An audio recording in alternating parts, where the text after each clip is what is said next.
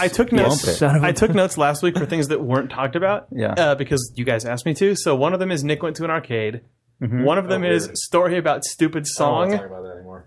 Oh, see, God. And That's one fine. of them is Sid Meier's Ace Patrol. Okay, I'll talk about that. Oh, that sounds really great.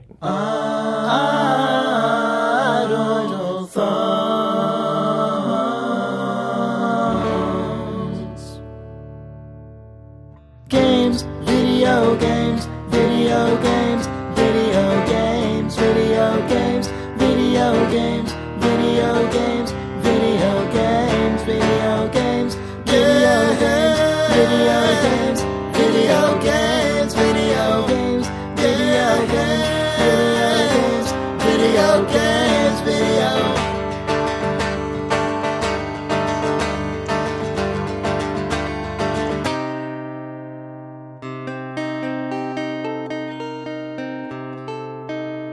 Video games. It's May 29th, 2013. This is Idle Thumbs 100, I'm going to say 8. It's probably 8. And I'm Jake Rodkin. I'm Chris Remo. I'm Nick Brecken. I'm Chris Remo. And I'm Sean Vanneman. And I'm Nick Brecken. And I'm Sean Vanneman. Hi, Sean. Hey, We're man. joined by Sean Vanneman. What the fuck? Well, just because he's on Ryan the Davis podcast. couldn't make it in this week, so we've got a special guest, Sean Famous Vanneman. Going back to your I roots. go for 1 week. What? Well, I'm just excited. Really? Yeah, I want to welcome you back. Sorry, I've been too busy recording my other podcast. Oh, man. Oh, that's actually true. Absolutely true. I thought that was a deliberate segue. I did too. I was really pleased about manufacturing that. a podcast No, I that do was with good. Brad Shoemaker Even better than and you thought. See, you're natural. Shigeru Miyamoto. Yeah, you're a pro. Oh, Well, no. Well, go ahead, Nick. Oh, yeah. What have you been doing? We recorded. What you been playing? What you been podding? Dota. We're only going to talk about that for the I know, duration this is of the time it takes to tell you that we have a new podcast recorded by Sean and Nick called Dota Today. It's unclear, how frequent it'll be, I guess, or I think what. we're going to try weekly. You can go weekly, yeah. I mean, that seems like a big. You sound like swing. my dad right now, by the way. I'm only letting you do this one time. It's unclear if I'm this gonna whole. tell you now. It's unclear if this whole video game thing is actually any kind of real job or not. But But you sure seem to play a lot of them. And just your mom and I, we worry. look, there's nothing wrong with wanting to be creative, but you could always go back to school, get a law degree. You just think about it. It's a thing you could do. But what if I I went back recorded? to school. I just played Dota What all if I day. record a weekly podcast about Dota 2? with my friend Nick. It's a free-to-play video game. It's good It's to a have free to listen to hobbies. podcast. In corollary with the game. Yeah, so if Are you going to make good new friends recording my that God. podcast? Maybe some of them could help you get a Queen of Pain job. is my friend. idlethumbs.net/Dota Today. Check it out or listen to it on iTunes. The podcast is up on the site. The RSS feed exists. It's probably going to take a minute to propagate on iTunes and stuff, but check it out. Probably, sadly, much more than a minute, Yeah, it's probably going to take based on our past experience. iTunes. They just, they got to listen to it a few times, see what they think. That's not actually what it is. Jonathan Ives got to really chew through It's it. got to make sure it fits the aesthetic. Yeah. I think that there just isn't really a person who checks those No, more there's than a couple not. times a month. There's So And unless I get swooped in the next 3 hours, it'll be at DotaToday.net as well. That'll redirect. But yeah, Cool. we'll get that as well. Wow. Got to get that fast. We don't want to. We don't want to drive bomb. We don't want a DotaToday.org situation. God. Yeah. Those guys told me they want that domain back, so we're probably going to be giving that back to them Okay. at some point here. Go to giantbomb.net real fast, and then maybe Just it's still this- funny. It's just going to redirect suck it to in. League of Legends today. Yeah. So we are Idle Thumbs. We're a weekly video game podcast. You may not know that from what you've heard so far today. Sorry. Are these the new readers we're getting by announcing Dota Today? Yeah, this is our huge new Dota audience. The Dota Way more Bump. people like Dota 2 than video games. I've heard that if there's one thing Dota 2 players like, it's other video games. So they're probably going to check this out. You're real. I played a video. New you made Seg. the joke that I made, but New better than I Seg. did. What? You made the joke that I did, but better than I did. Oh, did you make the same Aw, joke? That's really cute. Yeah, but it was a worse version. Oh, did I hear what you said and then kind of I just said, subconsciously step all over it? And no. say my version Yours was louder? better. I just said way more people like Dota 2 than video games. It's just Saying not they as, don't like me. That was oh man, yes, too up there in the ether. I know. It was too. It floating was around. too You were disconnected. gonna make a. I was going to seg to a video game that I would play. I don't know. I got drunk for half a second. Wow. What is it? What'd you play? Oh man, I played Gunpoint or the demo. Oh, Good Point is great. Oh, it's coming out in 5 really days. I love it. Oh, it's so good. Yeah, it really is good. I woke up this morning thinking about it. Yeah. That's when I know a video game is good that I like. So this guy, Tom Francis, who's been writing for PC Gamer for years, he's a really talented writer. He writes on his own blog as well, Pentadact. You can follow him on Twitter at Pentadact.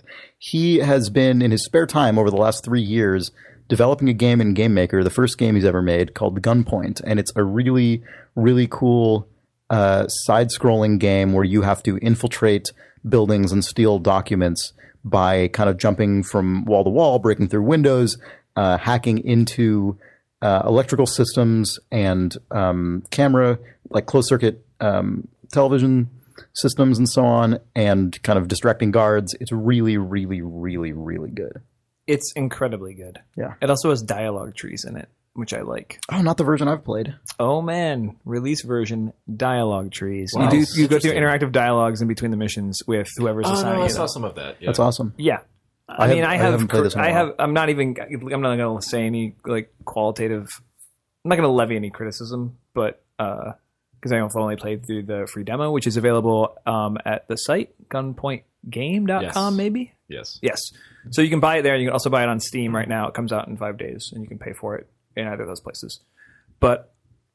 And there's also a special edition and then a super special edition. He did a whole. I bought the super special one because even in the, well, it's just I've already played this game a lot, just in the sort of IGF builds and like various things over the years, and it seriously is one of the best designed IGF games of the last several years. Like it's up there for me with like FTL and games that just have such a rock solid sense of design This behind game them. definitely hits the same sort of like happiness vector that FTL did. But Even way, though it's a completely but way different less game. brutal. It's not a brutal game like FTL But I is. kept coming back to FTL and thinking about FTL and Me too. having I my know wife what say, you "Are mean. you playing that game again with FTL?" Right. So I've only seen. Hey guys, it's me, Jake. You're gonna love the shit out of this game. I know. Yeah, I think you are going to like this game. I saw a minute of it, either someone playing it or around here or just a video, but the general gist of this game is what exactly? Like I saw it has stealth style. There's guards on patrol and you can duck into the shadows in the background, kind of like Mark of the Ninja, I think, but then also you can rewire security cameras. Yeah. Yeah. The hacking demo that I saw was rewiring a motion detector or a security camera to then make a door open instead so that a character who wasn't you would open a door. That's I do that triggering all an the alarm. time. Brilliant part of this game. Anything that triggers a system, like a light switch that turns on a light or something that locks a door, those things can all be connected from anything to anything. So you can, someone So can the light switch can turn on a light or I can open a door. You know that summon there's like an a elevator locked or door something. behind this guard, right? That has Right. the computer on it that you need to hack. And you know that if I turn the lights down, if I turn the lights off from this room, he's going to go try to turn them on in his room. So I'll just rewire that to the crazy robot door behind him. So when he tries to turn the lights on, he's actually unlocking the door for me. I do that all the time. or he's causing the door to like smash into his face and knock him Yeah, out. it's got really nice sort of. I know how these binary systems work. That switch is going to turn that on. That switch is going to turn that off.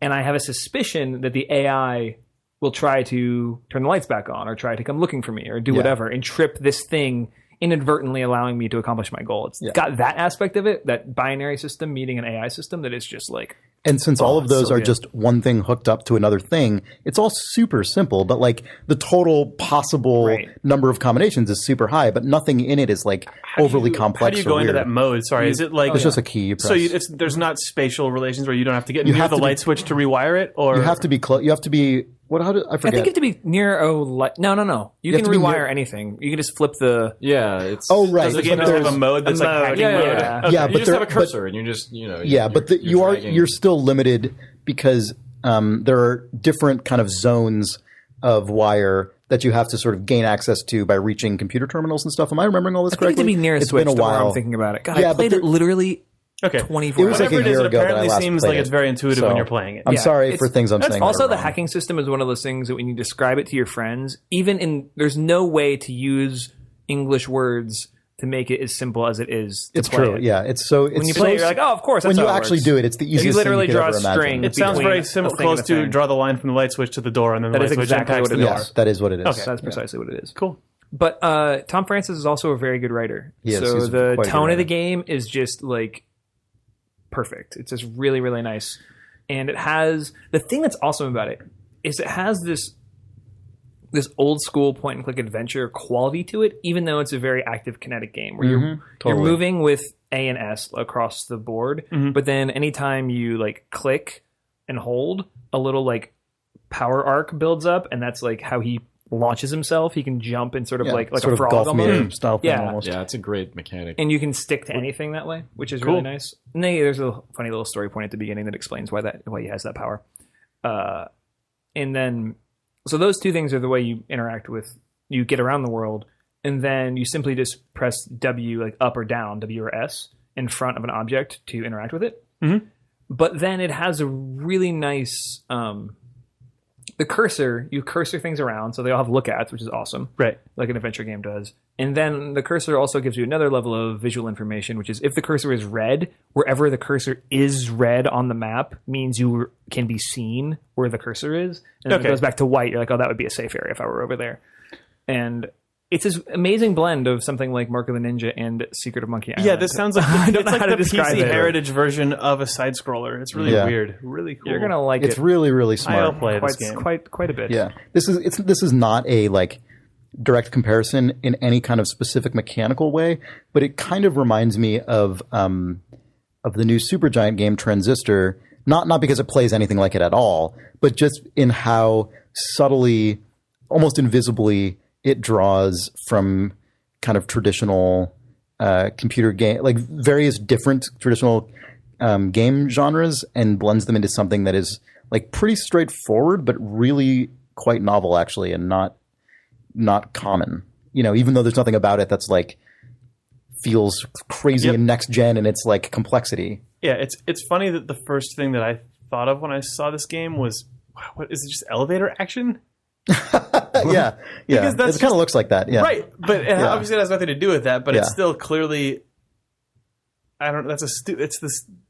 I don't know why I'm even bringing that up. Just the multiple That's a flat valid levels of comparison. elevators Yeah, and yeah, stairs and guards. Yeah. Except that then you instead of just dodging them, you use the vocabulary of a billion game genres on top of that. But it has that same feeling of dodging through elevators because when you're kind of, I mean, the game is 2D, so there's not actually any real depth plane stuff going on. But like when you're in an elevator, the game, you're like sort of You're one considered layer removed. behind, one layer behind the guard, and they can walk by you. At least in the build I played. Yeah, Again, it's I still don't that know. way. Yeah, okay. Yep, it's still that way. So Yeah. Did you play? Have we talked about Transistor at all? There's not I a think ton we to talk talked a little bit about it. I liked it a lot when I played a bit. Yeah, I like it a lot too. Yeah, it's pretty good. Yeah. Those guys are so smart. I've probably said this before because I say it to everyone because it's incredible to me. But man, the Supergiant guys are so smart. Like I hate it. They're doing. I know. I hate how they're smart they doing are. everything that they're doing. They're doing so well and so cleverly. Just with their studio as a whole, it's so completely well planned and well thought through. Yeah. It's like painful to me to think about.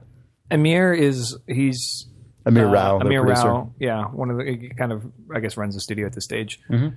He is one of the smartest people I've met this year. Yeah. We've gotten fortunate enough to just kind of hang out with him and go to dinner a few times and chit chat. And he's given me good advice about life. But that guy, the way he just thinks about the business of games, feels so farther ahead. Oh yeah. Than I don't know. I probably don't want to talk about this, but it was in contrast to the Susan O'Connor interview that came out today. Oh, man. Do you want to talk about that? I don't know. Not probably a lot. particularly. Like, she said a bunch of things that, whether you agree with or disagree with, were definitely just Oh, I know just what you're talking about. cemented in the AAA business model. Yeah. This is where the money comes from. This is how it goes in, and this is what comes out, and these are the people involved. This is how many people are involved to do it. And then once the game gets sold, this is where all that money goes. Right.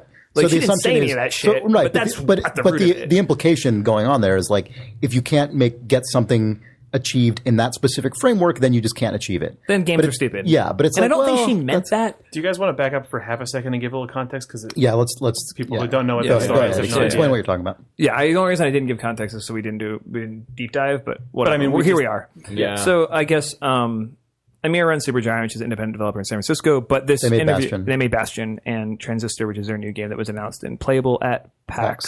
Yeah, East. people seem to love the crap out of it. It was really good. So independent studio, they own everything. In contrast, there was an interview that came out today on the Gamological Society, which is that part of the Onion? It's a spinoff of the AV Club. Yeah, spinoff of the AV Club. So with Susan O'Connor, who's a game writer of some repute, who's worked on the BioShock series, the Far Cry series, the new Tomb Raider, I believe, Gears of War. She's sort of a for-hire creative, but mostly does writing and story design. And in the interview, she was really very, very down on the game industry. And that would kind of be the pot calling the kettle black when it comes to us criticizing it for being down on the game industry. But, and correct me if I'm wrong, guys, but felt like she was looking at the AAA game space and her role in the games that she's been on and maybe the games that she's on now, or how her role could be perceived to be relevant in the future, and basically threw her hands up and just said kind of fuck video games. Right. And it felt really narrow-minded in the fact that there's a lot of really, really interesting narrative stuff being done throughout games. Outside of that very specific sphere of like highly funded, fully publisher-controlled AAA console game development. Like that's, I mean, it's a big market, obviously, but like it's definitely not where necessarily all the most interesting stuff is going on. So if that's the only place you're going to look to find those things, you're probably... Yeah, it feels like... That's a complaint that I think is put out about games in general, not just by her, but by a lot of people in general. And the analogy that's always pulled out, I don't know if she did or not, but is often pulled out is, well, in literature, that's not how this is. In drama, that's not how this is. In film, that's not how this is. But on TV, she seemed very, or television. But the thing that makes that funky is that those conversations do happen in film, but they don't happen in AAA blockbuster film. Those conversations do happen in drama, but they don't fucking happen in a Broadway musical. Right. Like, when you're talking about games at the caliber of basically AAA console, AAA PC, that's like saying, why isn't there a story and character in Transformers 2, in my opinion? And, like, if you want to do, I don't know, you can't look at that one little chunk. But, you know, like... Everybody wants to talk about other industries as sort if of there's only the breakout mega successes in every other genre, like the things that actually bring in the mass audience, I think are probably creatively very similar to games. Like if you like a Clive Cussler novel or, you know, whatever. James Patterson. Yeah, or anything that's on network TV, like, you know, anything that's on, I mean, not network, but like, you know, network television. I mean, there's probably more, like right now in vogue in big time TV drama is more character and story focused, but like the Big Bang Theory. Right. But it's just or whatever. The things that actually bring in all the money are reality shows and CSI. But so whatever. I think probably the one area that there's a valid point to make there is that within the blockbuster kind of sphere of video games, the focus is still, I think, more narrow than blockbusters in film or something. Like you can have a big like Sandra Bullock romantic comedy, and that can be a big top 10 like big movie that everyone goes and sees. That isn't like the subtlest thing you've ever seen, but also isn't an action, like explicitly a tentpole action picture. That said, though, if you look at like the top 10 grossing films of any given year, it's generally like your big action superhero movie. What's doing well right now? Yeah, it's Iron Man 3. Right. Star Trek 2, Baz Luhrmann's The Great Gatsby. It generally is action stuff. I understand what you're saying. Do but, very well on a so maybe at the basis, highest possible revenue echelon. But there, you know what I mean? There's still there's a big studio movies that are not huge, ridiculous action things. Into the ground across. I know. I was just introducing that as the because you were running down the your whole point. So I just wanted to make sure I got that perspective in there. Yeah, I mean, I think those are kind of different arguments, right? Because the thing is like.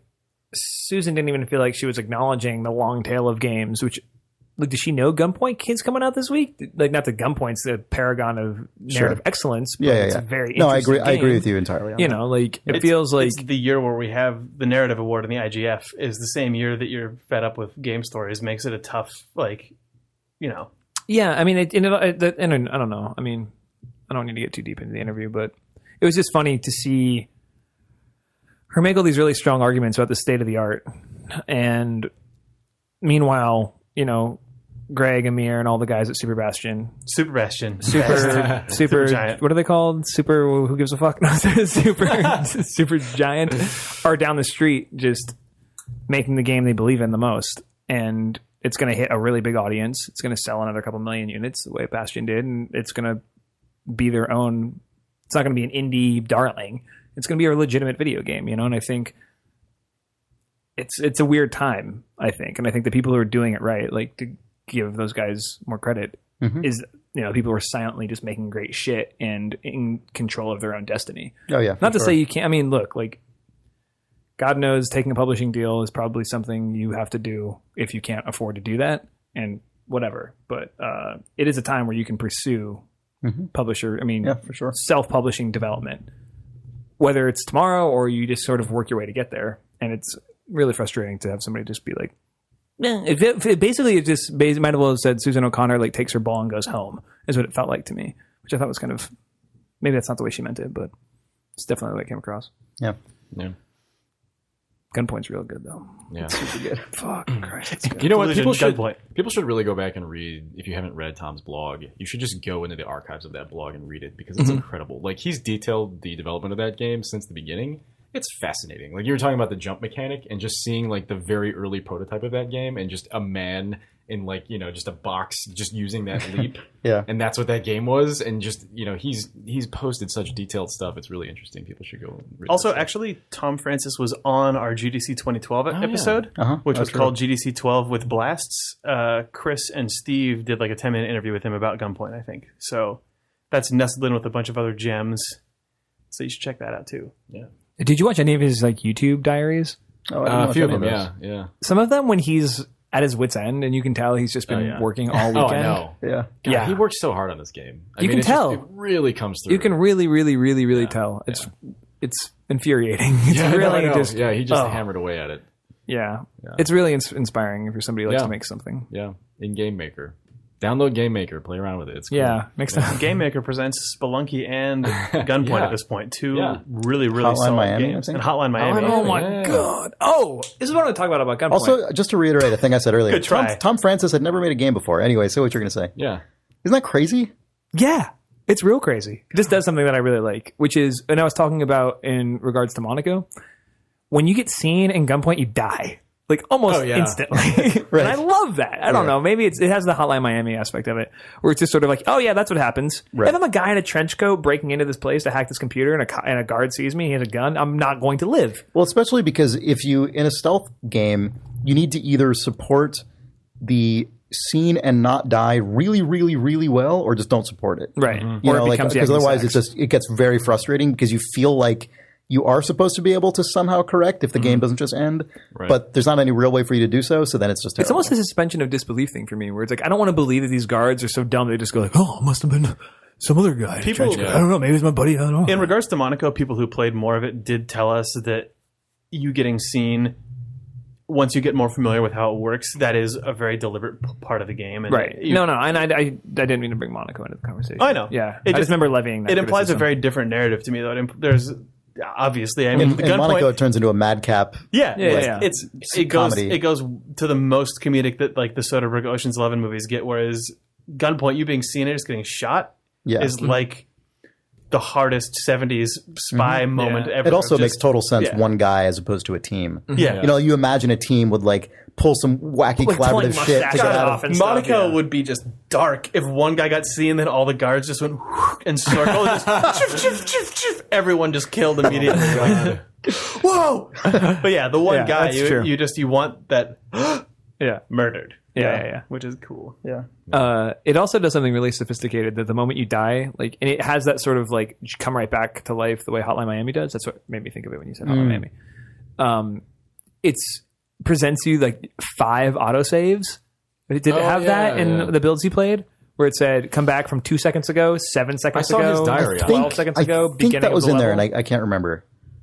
That's this is his first game. Does he? There's a blog post about that. Find it because it's really good. Yeah, that's such a sophisticated save feature. Yeah, it's really good. Well, If I asked for that on our games, it'd Yeah, be like, I mean, he took 3 years to make this game, which is interesting because so much of that. I mean, the game. I think I first played this game 2 years ago, and it was it felt It was pretty first in the IGF 2 pretty years far ago. along. Like it felt like a game. Yeah. I mean, it was like the graphics were rough. It was before he added in like the new art, but it felt like a really solid, really fun game. Like the point at which I was like, wow, this is a fantastic game.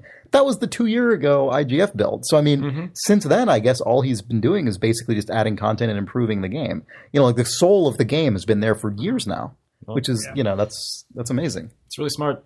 Yeah. I mean, you've got one first game to release. No, that's true. Yeah. Especially if it's just you, if it's like you as an individual person. Did he do the art for it as well? No, I think what he did was he basically, this is crazy that this turned out so well. I know. He basically just solicited people to give him examples of art and music, and he just picked He's like, oh, I like the look of that. You're the artist on this game? yeah, and same with the composer. Whoa! Yeah. He exposed a lot of that too. Yeah, he did. That was all He done just like, publicly. It was all totally That's public. very cool. It was really cool. He just invited people to just send him stuff. Yeah. Turned out amazingly well. Smart guy, that Francis. Yeah. He's also a super nice guy. Really, really, really nice guy. Yeah. Games. So I else played played a my game? video game. Did You don't have- DotaToday.net, by the way. I think I earned a plug for playing my one video game after getting shit on. Yeah. I didn't mean to shit on you. I'm sorry if that's how you perceived it. It's got a little on me. Yeah. Try to just a smidge. I was just happy you were back. Oh, that's not true. You stepped all over me in the intro. Well, that's because Jake preempted me to introduce himself, so I had to. I understand. It was a cascade. It was tit for tat, and you ended I was up at the getting bottom. the shit end of the stick. I'm sorry about that. That's fine. Anyway, I played Sid Meier's Ace Patrol on iPhone. Hey, cool. Oh, It was totally wait. coincidental that what. I went, I know this game, and then I went, oh no, And then I you don't went, know you this don't. game. I didn't either until. So basically, what happened was about 2 weeks ago, I realized, man, I never play mobile games ever. Like I do the New York Times crossword on my phone every day, and that's it. Like I don't play games on my phone at all. Oh, I know who Sid Meier I don't even is. play Drop 7 anymore. And so I just signed onto the App Store on the phone, and like the very first thing was a Sid Meier game. I was like, what? I didn't even know it existed. It was the craziest coincidence after not downloading a game on the App Store for a year, maybe? Or no, I guess I got Super Hexagon when that came out. But in any case, it had been a while. And then the first thing I found out is a Sid Meier game I didn't even know existed. So, of course, I immediately got that because I like that guy. And I like it a lot. I really, really, really like it. You've probably put more into it than I have. Then I've only played about the first hour into the game. I can't tell if it's good or not, but I like it a lot. You know what I mean? Yeah. Like it's so generic. Yeah. You know, like that. It's hard for me to tell if it's like actually great, but for some reason I really like it. It's a turn-based hex grid dogfighting game. Yeah, World War I. World War I dogfighting. Wow, weird. Yeah. So I'll talk about the things I like about it first, Okay, go and then for I'll it. talk about the things that I find odd. The thing I like about it is that it actually, weirdly, at least for me, for someone who knows absolutely nothing about the actual physics of World War I era dogfighting, obviously, Been playing a Red Baron, huh? I actually never did. I never man. played Red Baron. Red Baron is not an accurate simulation No, of it's not. anything. You just hold. That's you just flying hold upside left down until you run into the hill. down, and then just Yeah, I always just go in assumed it was circles. just like X-Wing or something. Yeah. Yeah. Oh, I only played the Hercules color orange and black Red Baron. I don't know any wow. later ones. I think I played Super Red Baron. Anyway, Ooh. continue. So yeah, as Jake said, it's a hex-based, turn-based thing. And there's just as you have 4 pilots in your stable, and you go on just a series of missions, and they theoretically have some fiction behind them, and they're part of a 4-year campaign or The something. big split but is it's either an it doesn't offensive really or matter. defensive It's just- mission. yeah, but even that ended up being totally irrelevant to me. I just Really? killed all the enemy planes, and that was like Yeah, all I guess ever that's did. fair. I think there's fewer gun emplacements or something on the defensive ones. I don't know. Whatever. That ended up just being like incidental terrain. Yeah, that's You just know what I things mean? to It's avoid. not- They were yeah, effectively exactly. a mountain. Like I don't ever think of this shit strategically. It only ends up to me coming down to the pure low-level tactics stuff. And but what I thought was cool about it, that made it feel different to other small, squad-based tactical games, is that the mechanics of dogfighting are just so different from guys being on the ground. Like you play a hex-based or rectangle-based tactics game on whatever platform with whatever theme, and it's all pretty much just like you move forward carefully, or like maybe you're inside a room and you have to like you go from corner to corner, like in Frozen Synapse or something. But like it's all pretty. They tend to play out quite similarly in the broad strokes. Whereas this game, in the planes, there's always forward momentum, so you can't just and also you have because there's no such thing as like cover, like other than general cloud cover, which is very all or nothing. You're either in it or you're not. There's not like mid cover, all the different kinds of things you get on ground. So you end up just going right at it with other planes. And this is World War I, so everything is like shitty and you have to be kind of close up. And so you just end up right in the thick of it with these other planes, and you're maneuvering around each other in really, really close quarters. And it just feels totally different to me than other turn-based tactics games, which operate much more like how you just move around the real world like a person on the ground. And I find it really interesting because over time, as you do more missions, your pilots gain access to a greater array of maneuvers, which include things like loops and like Immelmans and different banks and like the ability to really hard like 180 rolls that that leave you like upside down that you then have to correct out of in another turn and things like that. The ability to reach higher altitudes and like swoop and climb and things like that. And so you end up often in relatively sort of almost balletic, combat situations where you'll be swooping around the other plane and like doing an Immelman up around behind them, and then they bank hard out of your firing arc, and then but all within like just a few hexes, and there's something about it that just I found really seductive and interesting and cool. And so I've played a lot. I've played through a few campaigns, but the thing that is weird about it for me is how strangely watered down, like in every way it is. Like, I guess that's what happens when you make a game that's about an actual conflict, but you just make the mechanics like it's a fun thing and you swoop around and it's fun, but it extends to everything in the game, like to a weird degree. So the campaign, like all the campaigns have actual names based on World War I itself, and the locations are legitimate, and the powers are legitimate. It's Germany, the United States, Britain, and France. But every single thing is the same. It's identical. It's generic. Right. Your pilots are equally likely to be male or female, and pretty likely to be black, in addition to like as opposed to being white, for example. Like this, it exists in this weird like kind of utopian version, McDonald's reality of like except it's an actual conflict that existed at a time. It'd be like if Happy Meal toys were like for the Battle of the Bulge. Right, but everything was like a weird cast, but everyone was smiling. Like all the pictures, it's like this happy, like multi-gender, multiracial like group where everyone's smiling. They all look the same. All the places are the same. It's kind of weird. It's weird in a way. The mechanics themselves also, while they're really fun, like just like you said, just point to point, making your planes actually just get in these really tight fights is good. Did you how many missions did you end up flying? I played through each of the like country campaigns once. Okay. But they end up all just being the same. So it was like an identical experience. My follow-up question then is, how many missions did you actually lose?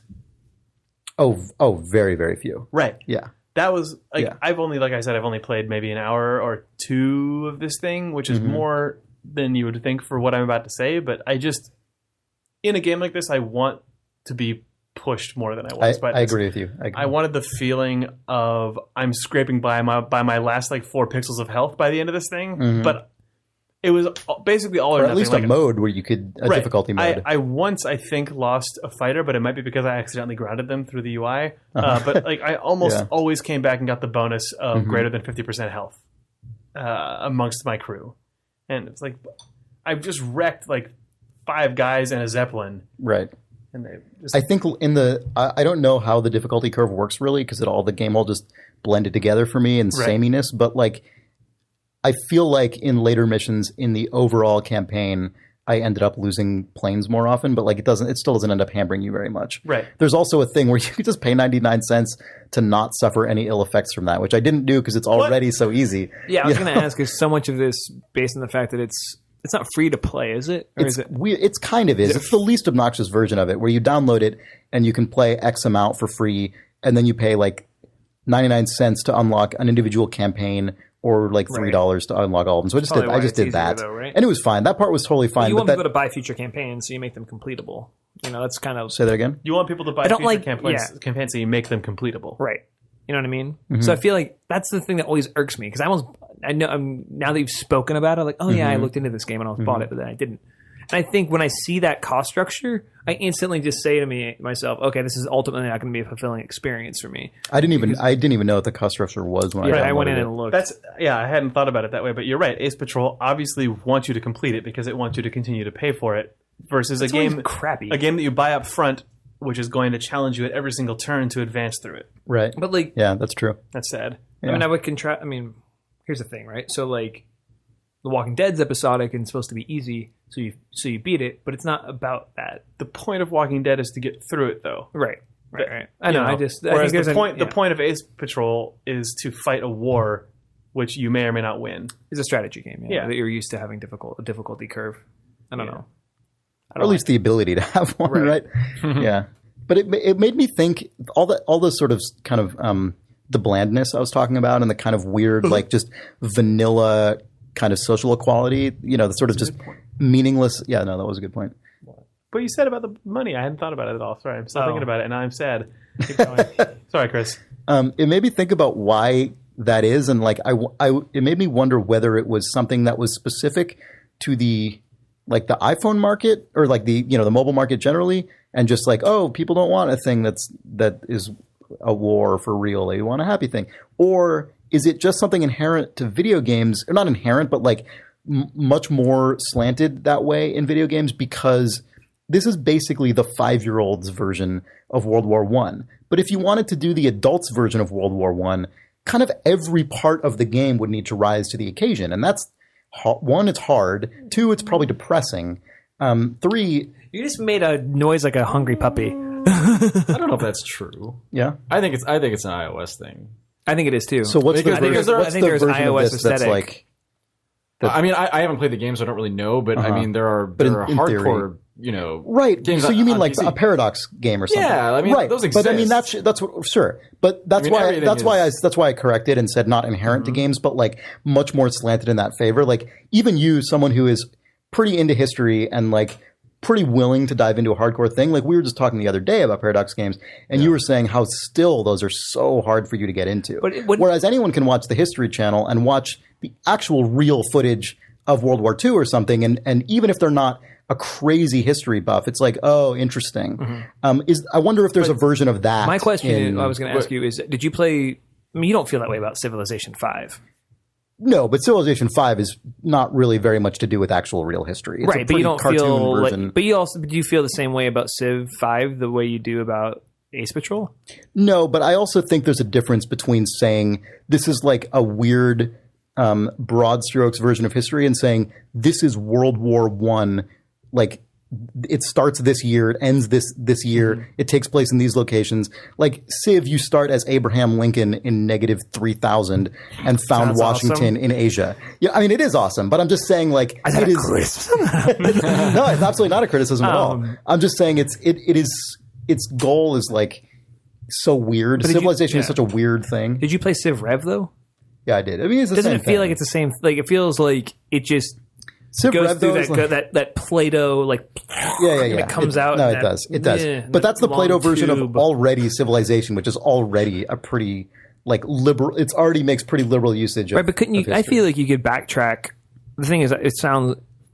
Looking at Ace Patrol, I think you could backtrack it to its Civ 5 or Civ 4 PC counterpart if it were to exist, and it would still be funky, but it wouldn't be the Crayola bullshit version. You're probably right. And I feel like the iOS machine somehow, maybe it's Zynga and Rovio's fault, but somehow that is the de facto aesthetic. It's probably just because it really is the least risky thing, right? Like who? Like is it? I didn't buy it because it like. But that's not why you didn't buy it, though, right? I mean, it's the first thing that made me go, let me look at this. Sure. You know what I mean? Yeah. I don't know. We were talking. I didn't know. Jake and I were recently talking to somebody who works in free to play games about this, and it is like a known issue at free to play at big free to play studios that on one hand there's things that look like Civ Rev. On the other hand, there are actual games, but the hardware is capable. I mean, of Civ Rev is a legit game. You know what I mean? But there's games that look I just don't want it to be the default, like, because there's games that are way less deep than Civ Rev. Sure, I agree. I mean, I also didn't find Civ Rev near as challenging as Civ 5 though. It's not, 4. but it's a pretty. It's a substantial game. Right. But I think it's dumbed down in its aesthetic. It kind of doesn't make you realize it's as deep as it is. Sure. But I think that's a known thing in the realm of free to play game or just casual iOS stuff. Yeah, sure. Because the hardware can support whatever you want, really. Fucking Gears of War on an iPad, probably. Like, I mean, Gears of War is not even the right comparison, right? Like, it could support XCOM, and clearly is because they're releasing that on iOS. God, what if it comes out and it just has, like, they're all, like, little short, like, Mega Block guys? Super deformed XCOM guys. Yeah. I mean, but like... Little X's in their eyes when they die.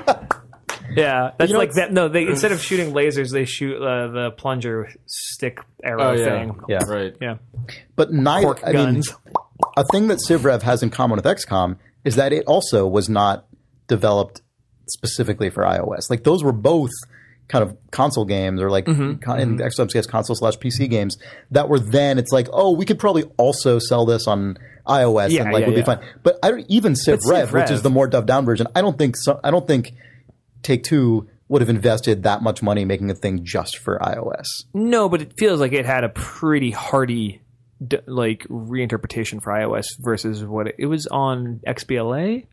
It was a $60 console game, but I mean, I think, but that's where all that art. I mean, the art direction all started on. It's the same as the console version.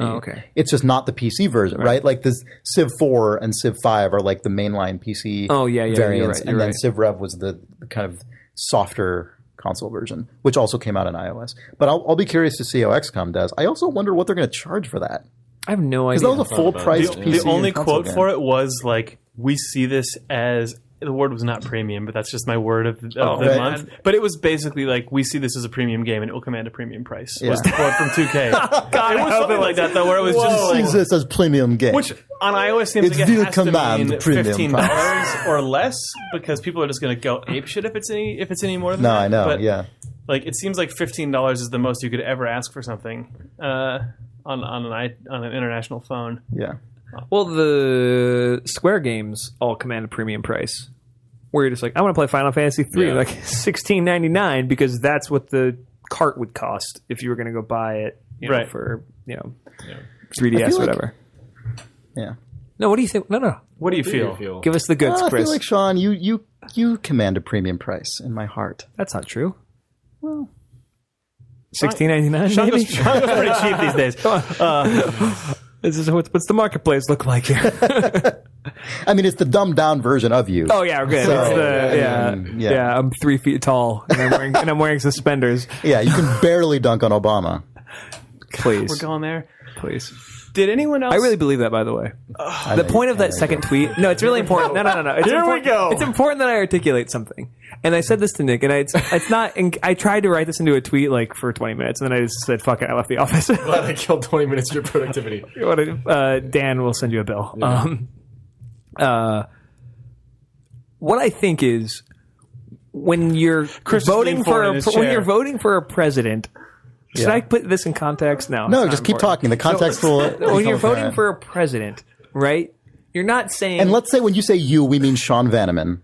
When one American. A person, hypothetical human American. I'm being less hypothetical and more specific to the person speaking. But when I, the American, vote for president, Sean, you're not saying I want these laws to be passed. I want this policy. I want this platform. Okay, let's not say nobody's thinking that. I know, no. I'm saying the right way.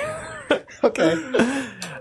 Because that's unrealistic. Okay. I think. Because there's a whole goddamn sausage machine that's got to go there's through. A machine. The only thing I boil it down to is when the crazy thing happens, when the fucking In other words, bonkers, specify the crazy thing. When the bonkers thing happens. Wait, this is the 3 a.m. phone call. Who do you want the guy? Who do you want to be like, hey, let's do this. Oh my God.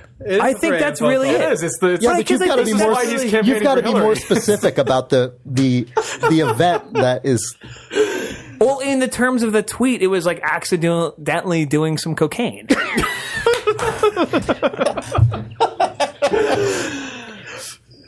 Like, Not a ton. Not a ton. Just a smidge. What did I say? You said Just a bump. Yeah, you said bump. if Obama did a bump of cocaine, he would be able to handle a very difficult geopolitical situation. I think so. He wouldn't become a different He's person. still Obama. It wouldn't is what just. you said. He wouldn't just mutate and become a psychopath. All of a sudden, he's Ted Bundy for like until he, Maybe he is. goes You for don't a know. run or something. You've never done coke with We're getting into the Obama. point now where I think we need Obama Today, additional spin-off podcast.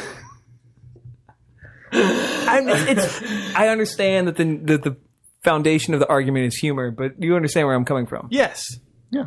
Yeah, that's all I was trying to get to. I didn't know how to articulate that. that's fine. We can cut all this stuff out. No, it's good. It's the best content on the podcast. I feel like someone could now splice together a full Obama arc across 8 episodes or so. And And the Obama cast exists. it would be highly listenable. Would it be premium? Would it command premium? I think it would command a premium. I think that'd be if it was on premium, vinyl. premium Oh, man. cast content. Our next Kickstarter. Oh man, there it is. I Love Thumb's Kickstarter 2. This time it's all Obama. An uncontroversial Kickstarter. I think we could do it and be bipartisan. That's the second I don't slogan. know what the point of any of that would be A bipartisan Obama podcast. about whatever the hell it's It would just be apparently like about. we talk about our Obama opinions, and some people This is not a thing we're going to do. some people tell anecdotes that don't exist or they wish existed. I mean, I guess it's inherently nonpartisan in the sense that it has no connection to anything in reality. Readers write in with their whatsoever. Obama dreams. Did anyone play any more Metro Last Light this week? I played the I first really 10 wanted to play minutes. it. I meant to play more and I didn't.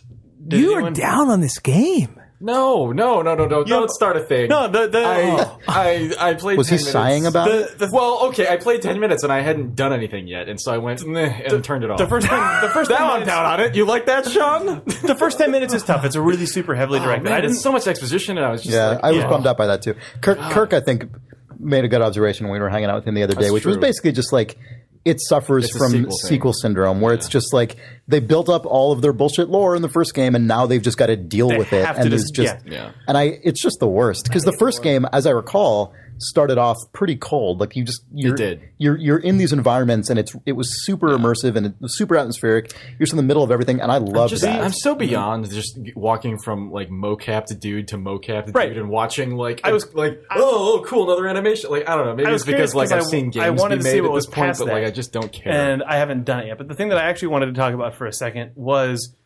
Russian dialogue on or off. I played the first game with it on, and I liked it a lot. Because I've heard, and I haven't actually gone back and played the game, so this is worthless other than it's just sort of what was in my head when thinking about this, because I thought about this conversation for a lot. We talked about last week. You're making a face at me, Sorry, buddy. because I thought about this conversation a lot. I thought like the one you're having right now. It's like now you're having it. No. I had the conversation back and forth in my head about playing a game that was originally made with foreign voice acting in that original language versus playing an English dub of it. And I think that my feelings on it are very different than in a film. Yeah, for sure. And I think if you think about the voice acting in the game and the actual spoken word, if you put value on it, then it has value sort of as a very, very light piece of the mechanic or the system of the game, in that the character that you're playing is able to understand what is being said to him without having to read subtitles. And that was enough for me to say I'm never going to play this game in Russian, because then Interesting. Yeah, I think it's totally valid. the artistic intent of the voice acting is actually less valuable to me than being able to, if I'm someone at the developer of that game, when I'm testing this game, I'm testing it hearing ambient lines and not having to look at the HUD. Right. And that's like, it's very different, I think, than a film. But at the same time, thinking about that also then made me realize, like, the thing that I actually started thinking about was opera, because opera That's interesting. opera has narrative content, but Yeah. opera is also obviously a musical medium. So what's more important, hearing the nuance of the original language or having your brain just be Interpret able it. to interpret Yeah, that yeah. without having to pay attention to it and just hearing Right. the actual composition, even though you're probably going to lose some of the specific diction, you're probably going to lose some of the rhyming. Yeah. You're at least going to be able to observe the performances on stage, Yeah. hear the music in your ears, and not have to look away all the time and not have to have two parts of your brain running at once. Yeah. So I think think I'm sorry. Go ahead, Nick. No, I saw a Mozart opera a couple years ago, and it was, I don't know, I think it would depend on the opera. This is a stupid thing to say. I'm just getting off on a tangent. Why don't you say what you were going to say, Chris? But Right, like, my I'm only gonna point was go that, back to the there are game, so I wanna certain hear this. operas that I think that would be fine to not, just focus on the nuance of the music, but a lot of them actually have content that you would want to understand. Like, it was actually a funny opera, and so you would miss out on Right, all I of saw that. The Barber of Seville and The Marriage of Figaro. Yeah, I saw The Marriage both- of Figaro. both Okay, yeah. in English. Yeah. And I thought to myself, if I had to watch the supertitled, I would not enjoy it at all. Oh, really? Other than I would enjoy it, but I would have the affected laughter of an opera audience who's who's yeah, not okay. But whatever. That's a separate. So saw it I in think English one earlier, thing that makes opera an interesting case is that a lot of the this is getting specific, and this is the point where it doesn't apply to games. But I do want to go back to Metro because I think that's an interesting point you raise. One thing with opera is that it's probably quite different if you're a person who doesn't often see or listen to opera, and it's kind of a novelty for you, as opposed to someone who is just music appreciation is quite important to them. They've heard a lot of operas. They have heard different performances of it. They already know pretty much everything that is actually happening in this thing. So then when they go to see the performance, they want to hear what makes this performance Right. special and different and nuanced as compared to another one. So they probably would want to hear it in the original language because for Right. them it's not so valuable to necessarily... Yeah, are you going to see opera to be entertained by its actual contents, or are you going to observe it as a piece of high art? I think. Well, and even contents is a subjective term there, right? I guess the English operas that I saw were in a very small theater. They were like I was right there. I could hear every single word they were saying, and it was just like Yeah. I felt like, oh, I'm probably laughing at this the same way that someone who saw it when it was first performed is laughing at it, which is closer to my experience playing Metro in English, Sure. which is, oh, that guy heard someone yelling on the elevator. Anyway, Right. But I think the thing that makes it tougher to compare to games is that in opera, the music, in a game, you generally, most of the time, you play it once and that's about it. Whereas a piece of music, and this doesn't just apply to opera, this is anything.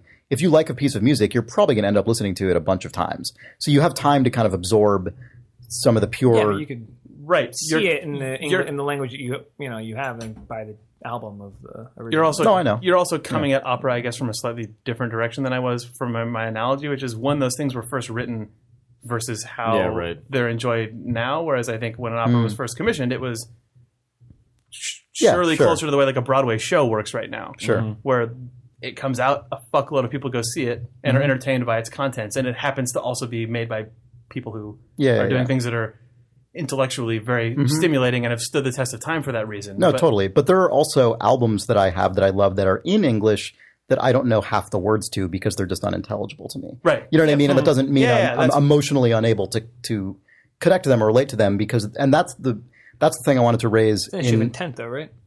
Not necessarily. I mean, this actually right. relates to us. Okay, here's Oh man! Oh my God! This is So- going to be an amazing seg. You're not, Do it. what are you spoiling the seg? yeah. Don't spoil the seg. So I saw a tweet. Oh, like, you died. a couple you son of a bitch, you're gonna die. I saw a tweet, eventually, like everyone will. Yeah. I saw a tweet a couple weeks ago that was,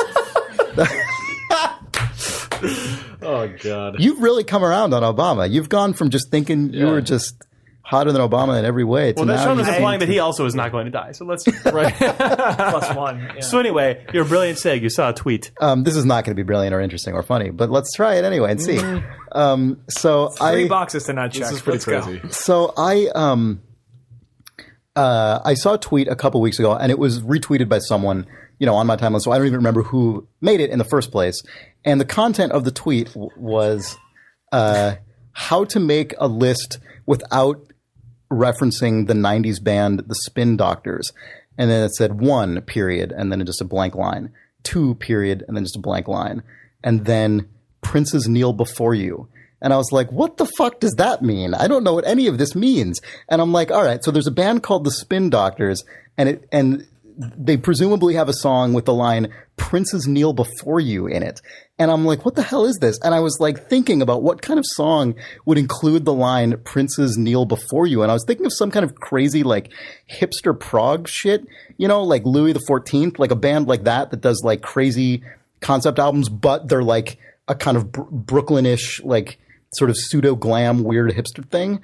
And I was thinking of all these crazy like possibilities for what that line would sound like sung by a band. And I was thinking like, high pitched male vocal with like crazy weird back and forth guitar lines in the background. And then I forgot about it for like a week.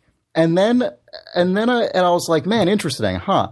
And then but the thing that was interesting to me was like my made up hypothetical. It wasn't even anything real. It was like there was no substance to anything in my brain going on, as is usually the case. And so then I just randomly thought of it like a week later, and I went on the internet and I searched for Spin Doctors, and I found that song, and it's that fucking song that's like ba ba ba ba ba ba ba ba ba ba ba ba ba ba. Yeah. That fucking song? Yeah, the Spin Doctors I didn't song. know It's that. their hit single. I've heard that song 4,000 billion trillion times in my life because it was everywhere for the entire 90s, and I never once knew that's what the guy was saying in it. What was so great about listening to you tell that story again was that I knew you were going to get to the point. Like, when you told me that story, I pulled out my iPhone and just listened to the song, but I knew you'd have to sing it. Yeah, well, I know. Yeah. I was completely... And then I was bummed out for like a day, because I'm like, that fucking song, I don't want to hear that song. That's such a waste of a really weird, like, suggestive, strange lyric, and it's just the most... How dare you? I'm sorry, I don't... You can't just appreciate this is an incredible seg. You can't just appreciate their lyricism. No, not the lyricism. I could appreciate the sort of like content of the melody, like divorced from. But the thing is, because I saw the lyric first without realizing what the context was, I like. When you told me that story, you were like, "Well, if anybody's going to know this, it's going to be Sean." Yeah. Well, it allowed me to think of like the theoretical version of that lyric that seemed like the appropriate version to me. And then once I like... That's a lot of gall. That's a lot of gall. Because it wasn't gall because it wasn't based on anything. I assumed I had not heard the song before. It wasn't like... It wasn't when I was thinking of it, it wasn't like, oh, I wish it wasn't that. I literally just assumed I didn't know what this song was. And then I realized I did. And it was completely the last song I would have assumed it was. And I just never was my brain only ever heard that song as like garbled nothing. So you wish it was in the original 90s English when you were listening to it? No, when it was written down, I don't know what I wish. I wish I knew what that was already so I wouldn't have gotten my hopes up retroactively 20 years in the future. That's what I wish. So if anybody's still listening to this podcast, you can donate the Spin today. Doctors' classic hit Two Princes is why you should play Metro Last Light in English and not in its original language. No, For what it's worth, you swung me with your argument because when you started on this, I was like, "Oh, I disagree." That was the first thing I said, and then I said, I know you were giving me the smirk. Yeah. I stepped back, and then by the time you got done, I went, I've swung a couple ways on it because I feel like in Metro 2033, at least, there was such a small amount of exposition in that game that I don't feel like it mattered. But there's all that characters much. talking to you all the time in the first hour of that game. You're on that away mission with the sniper girl, and every 5 steps there's a line of ambient dialogue from her, and none of it's repeated. You're talking about Last Light. Last Light. Yeah, I was saying in 2033, 2033, like I just feel like there was a lot less of that kind of just ponderous take, like line after line after line after line of dialogue. Right. And I could be remembering wrong, but like I feel like in Metro 2033, the really valuable atmospheric moments for me when I was wandering through the kind of interior city, and there was just the density was just through the roof, and there was just stuff happening everywhere, and it was all just kind of washing over me, and it was the tone of the thing that was more important than any one specific like I guess in voice that case, asset. if the performances suck in English, then you do lose out on the atmospheric feeling. But I think that they were trying. I don't know if they're succeeding because again, I've only played the same goddamn hour that I played last week. Yeah, they were trying very hard to have characters talking to you about very specific things all the time. Yeah, and that totally makes sense. I feel like games though are. And in Last Light, you might well be right. I need to play more of it as well. I'm terrible also for not playing more of it. But last week we're like, we're going to play the shit out of this. False.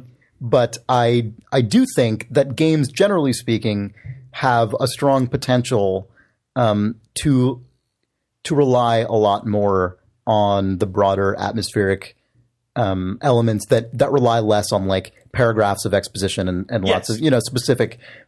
Just in this particular game, Yep. it feels like they put a lot of value and a lot of energy into the barks being more than barks, even whether or not they're good or not. I don't know. Yeah, no, I buy that. But I think you can get yourself lost in the sort of like turning it into an artistic ephemeral experience by it just being so weirdly immersive, like you're a person in a foreign country because everyone's speaking Russian. But that's the opposite of the actual artistic intent of the game. Yeah, although you shouldn't necessarily worry too much what the intent is if one thing is more successful. If one approach ends up just being more successful to you, I don't know how much it matters necessarily what the intent was. That's fair.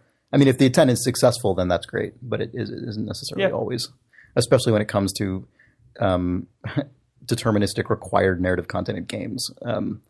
That's often not quite hitting the intent. But I'm not saying that specifically to denigrate Metro, just because so frequently that stuff is like the biggest weak point in a game, and like I almost feel like it's beneficial sometimes to focus less on it. I'm going to come back next week and be like, everything about my interpersonal relationships with these characters just didn't hit and felt like garbage, but I could tell that it felt like they wanted me to feel like I was in the thick of it with this sniper character. But if I was just like, oh, how quaint, it's like she's speaking Russian to me and I'm a visitor to a foreign land, I would all of that would just be off the table as far as the potential for the game to even ever achieve it, because I chose to listen to it out of its native language. Yeah, that's fine. I don't think you necessarily have to go that far.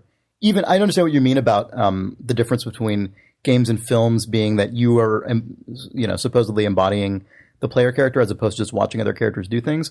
But I don't think you have to take it quite as far as the like completely disconnected like, I'm a stranger in a strange land. Look how quaint it is that they're all speaking Russian. Like I think there's a midpoint where your brain does still parse the written word in a way that's at least somewhat more natural than that, right? Like it's not fully like ha ha ha. Yeah, how novel. Sure, it relegates the story to the HUD. But I hear what you're saying. Anyway, I think we've talked about this for a million years. But the story is more than just the words. It's also the facial performance. Like it's a bunch of things, right? Like it's things that your brain is synthesizing. Anyway, games. Mm-hmm.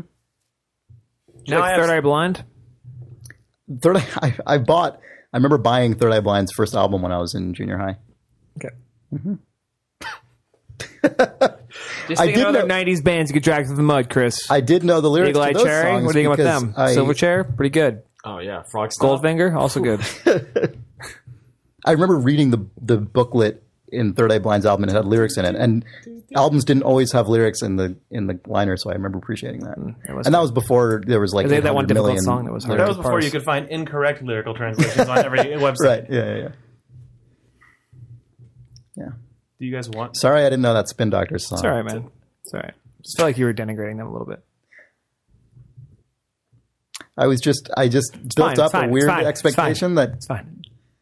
Ended up being completely at odds. It's good that you were disappointed that it was not some weird sort of proggy hipster band. Well, that song still doesn't sound to me like a song that would have that lyric in it, because it's so just like it does. It's just so like look inside it. I tried. I listened to it several times. Okay. But I mean, I've also heard it a million times in my life already. It's not like I hadn't heard that song before. I just didn't realize it was that. Go song. Get the original probably CD. A hipster cover of it somewhere you can find. It'll satisfy. I think you're just not hearing the full audio separation that's present to let you truly appreciate these lyrics. So you should listen to it in stereo. Buy the CD, or better yet, the DVD audio version of it, and play it on just. They probably have a DVD audio. Get a demo of it in a hi-fi stereo store.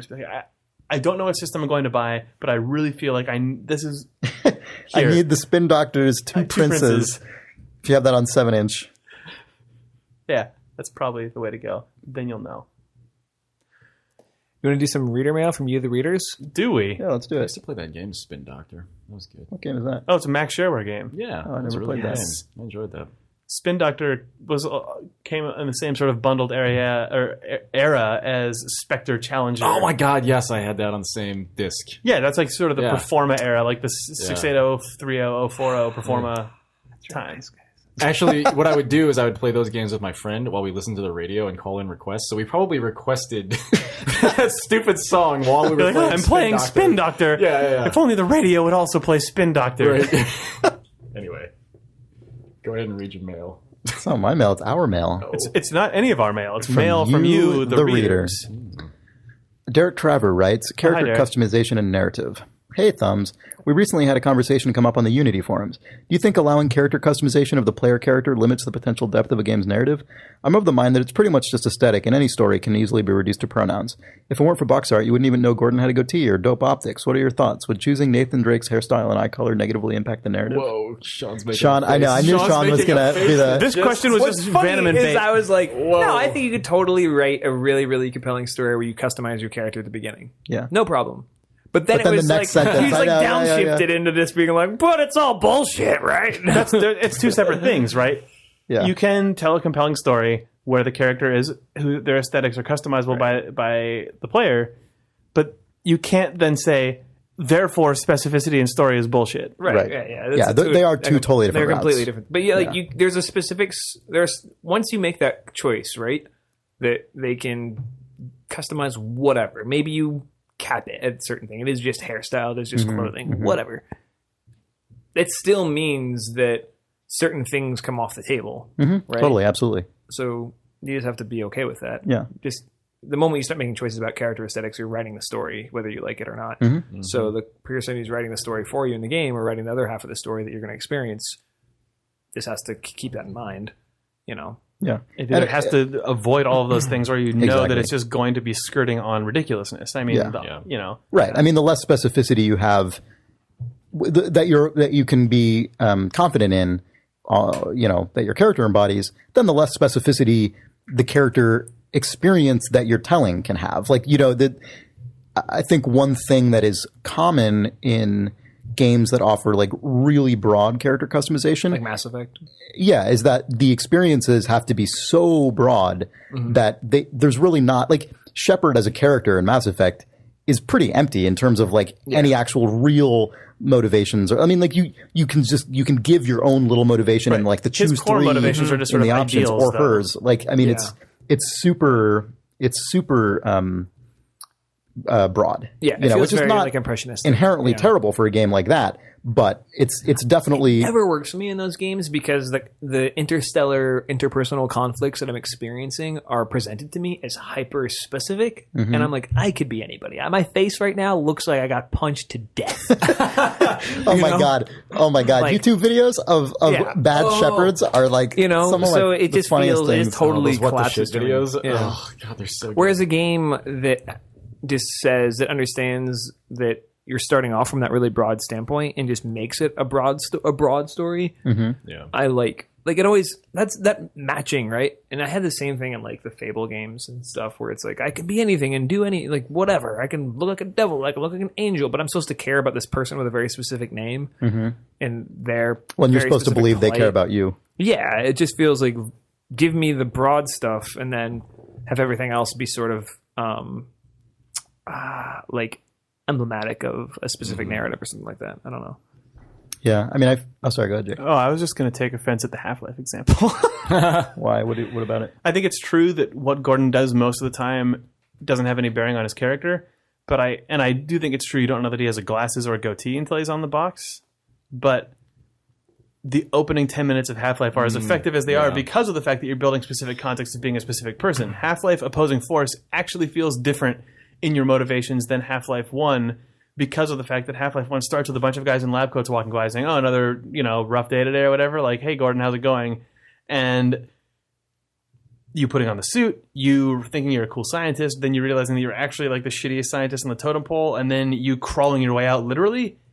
That would be garbage if it started off with with everyone going, either being silent or saying, oh, hey, what's up, beefy security guy? And your guy starts with 3 guns or whatever. Like it's a very different experience, which has nothing to do with character customization. But I think the specificity of the opening of Half-Life 1 is part of why that game was so definitely. successful, It's totally especially in true. 1998.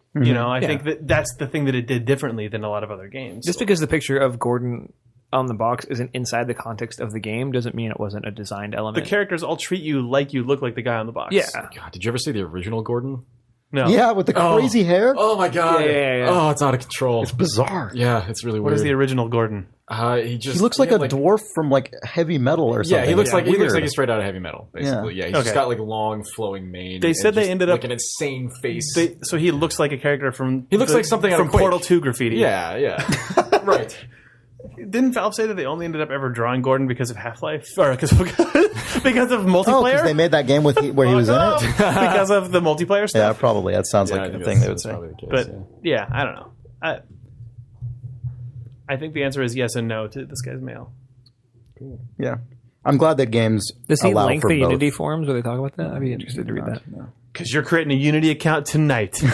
Who says I don't already have one? Cut to montage of you like running a battle axe on a grinding stone and putting on some goggles because you're going to go in and, like kick some ass, cleave some heads in the Unity forum. It's funny that I would need goggles for that.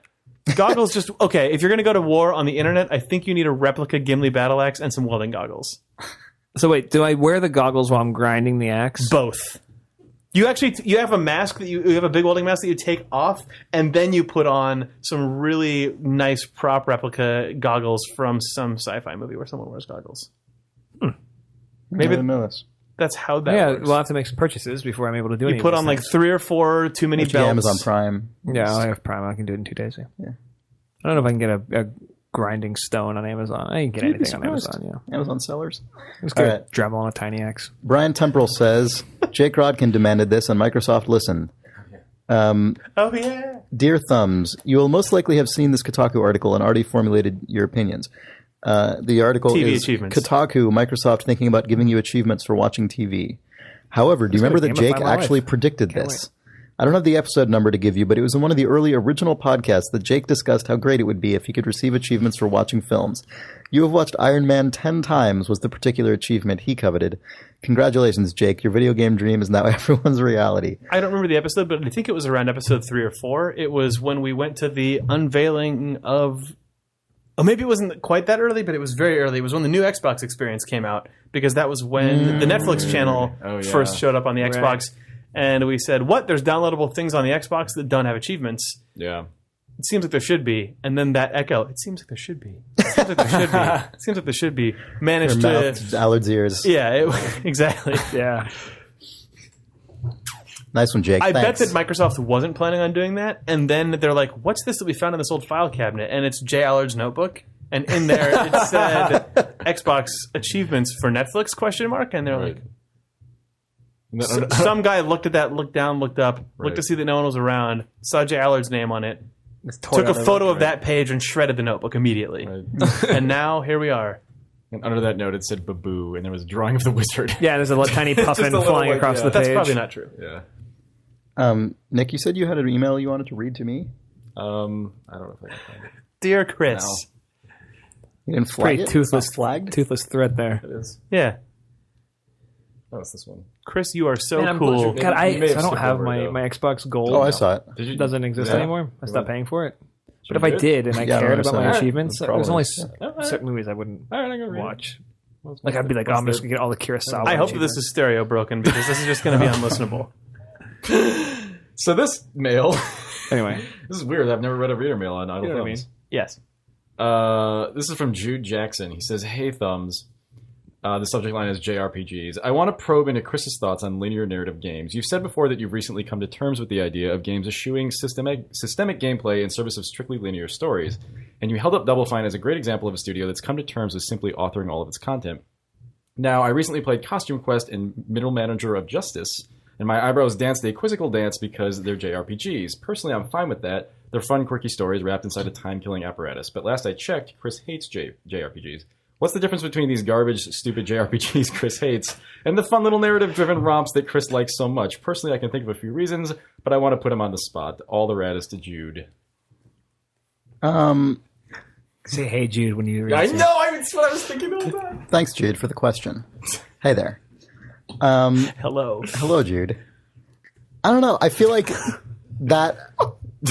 I feel like this is one of the weird things about talking on a podcast at all, is because you'll say things that like you Right. kind of toss I don't off. remember like, you hating JRPGs. Yeah, I don't think I ever said I hate JRPGs. Oh, no, Yeah, I do remember hated that. I do JRPGs. remember Are you you. I kidding? remember you hating JRPGs. I don't remember you being like, "Well, Double Fine does linear narrative Yeah, no. so well." Yeah. I don't remember you ever saying that. when Especially you not said in that voice. I don't Or remember that. cadence. Yeah, I do Arms not probably remember move the like first- that. I think what I remember saying about that was that games like Costume Quest, for example, I think. So there's a thing I've talked about in more general terms than this specifically, but it's something that has to do with like matching the ambition of the game to the scope of the game. And I feel like this is how I feel about Costume Quest, and this is similar to how I feel about like 30 Flights of Loving or something, even though it's a totally different kind of game, where I feel like those games match the ambition of what they're trying to do to the scope of how they want to do it. And it's not like, the interesting thing about Costume Quest is that it isn't a JRPG. Like it's a game that includes turn-based kind of side versus side basic combat, but only just to the degree that it needs to achieve the thing it wants to achieve. It doesn't have like a crazy complex level system or like an interminable number of like nodes on a map you have to go to and then come back. Like, it doesn't, there's a lot of things that a lot of JRPGs have that Costume Quest doesn't have. Costume Quest just says, oh, that's a mechanic we could use to get across the thing we want to get across. And that's kind of more what I was trying to get at, I think, with the Double Fine example is, that's, to me, I love Costume Quest. I think it's a great game. And I think it's a really great example of just scoping really smartly in a way that doesn't take it for granted. Like, it doesn't just implement a bunch of extraneous JRPG systems just because someone's arbitrarily decided it's a thing that's called a JRPG and therefore it has this and this and this and this. And so I think my distaste for a game someone would call like a full-on JRPG is that so many of them seem to just be saddled with so many kind of default elements that like just that genre has, and it has them. So there they are. And they're all there. And I don't just feel that way about JRPGs. I feel that way increasingly about like first-person shooters and like a lot of genres that feel at this point like they've just been so defined for so long that it's just like, gotta put all this stuff. This is how you're going to do the whole thing because that's how it is in this genre.